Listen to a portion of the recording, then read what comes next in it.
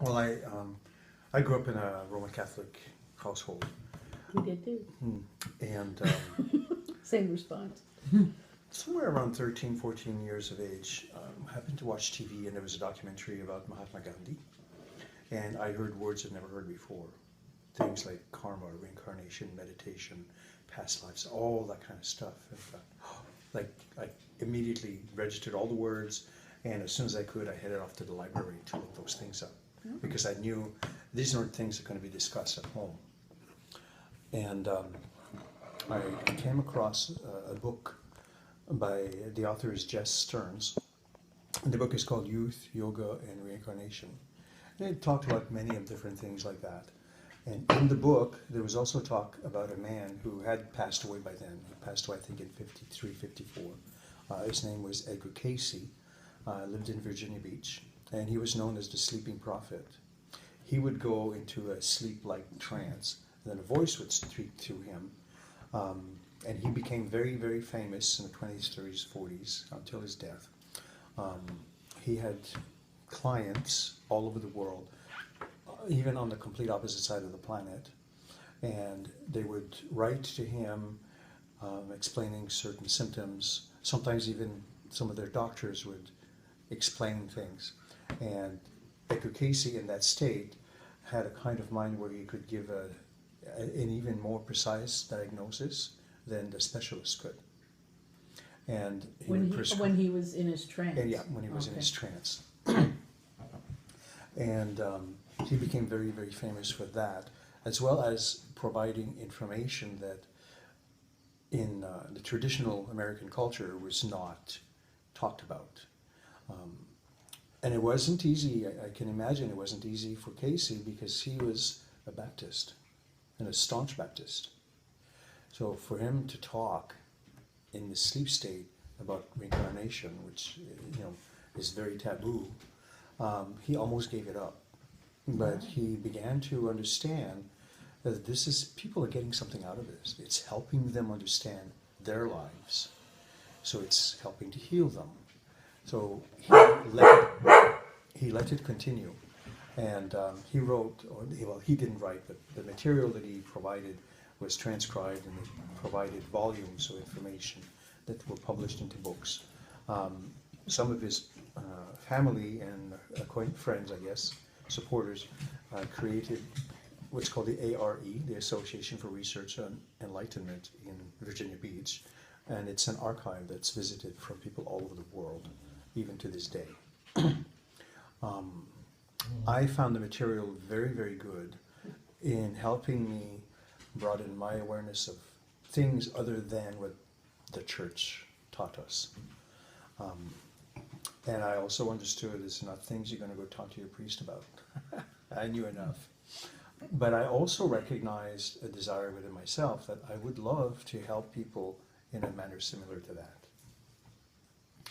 But you're a 13, 14-year-old kid, so it's also very important the next morning to get up early enough and go fishing with my neighbor friend so we could catch something.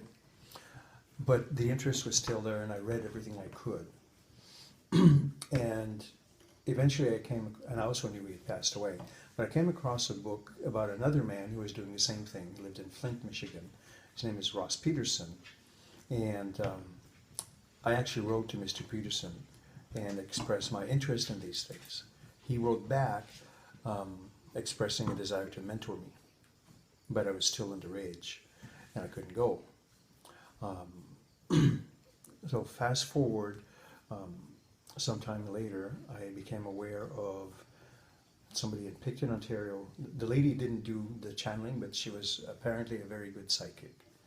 So my friend Ernie and I went to see her. And I thought it was interesting because she picked up on things that I had never discussed with another human being. And I also explained my interest in the channeling stuff. So her and her husband invited us to, if we wanted to have dinner in town and come back, we could be participants. One of their friends had developed the ability to do something similar, and it was going to be his first kind of public evening. So they had about a dozen or more people show up there, including us. And when the induction was given to put Rick into a trance state, I found myself going in as well. And I thought that was very interesting. That it sort of confirmed that this was the right direction for me to go. And I thought the evening was very, very nice. And Rick and the person who had mentored him, who is still alive and lives in Fort Erie, his name is Cliff Preston,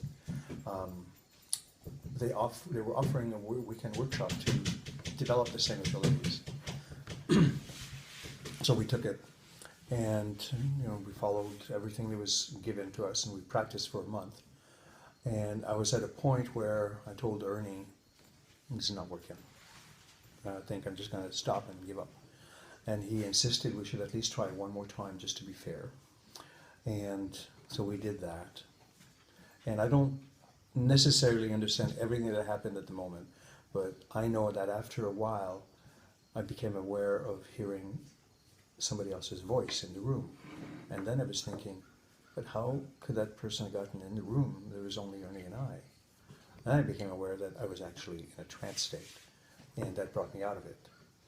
Now, Ernie was happy because it clicked, it worked, and he had recorded. I don't know where that stuff is now. And he's passed away now. But we thought it was worth pursuing, so we kept at it until I could stay in that state for an hour or more. And we worked with that for about 2 years. People started coming and asking questions and wanting information. And one of these people was a young family, husband and wife, and their kids. They wanted to move from Ottawa to Kitchener, and it was a big deal because they were uprooting their whole families. They were leaving everything they knew and going to Kitchener to start a new life. So, there was information shared on that. And afterwards, we were sitting in the living room. I was in the lazy boy chair. We were actually having milk and cookies. And they're talking away, Ernie and the couple and stuff. I suddenly realized I'm starting to dissociate, but I'm not lying down. I'm sitting. And so, this is curious, and I let it happen. So the voice continued and shared additional information. And then again, I thought, wait a minute, there's only 4 of us in the room. Where's this voice coming from? And then again, I realized, oh, it's coming from my own mouth. So that kind of broke the trance. And I was very intrigued by this because I wasn't lying down. Nobody counted me down into a relaxed state and so on and so forth. It happened by itself. And I wanted to find out how to do that again. I tried to remember what happened, and that just triggered it again. And I found it worthwhile enough. I stayed with that kind of phenomenon. It was a little painful for my friend Ernie because he had found a kind of a purpose in a way, even though he was a retired minister, Anglican minister. This was something that he had also searched for all his life. He had explained to me that when he was a kid in England, because he was from Newcastle, he was a Geordie. When he was a kid, his mom used to take him to the spiritualist tents, the revival and all that kind of stuff. And she was always interested in spiritualism. And so he grew up with that. And so here was an opportunity for him to kind of dig back into those roots and explore that, apart from the stuff that he was taught and he taught from the pulpit. And we used to have amazing discussions together. And he passed away a few years ago.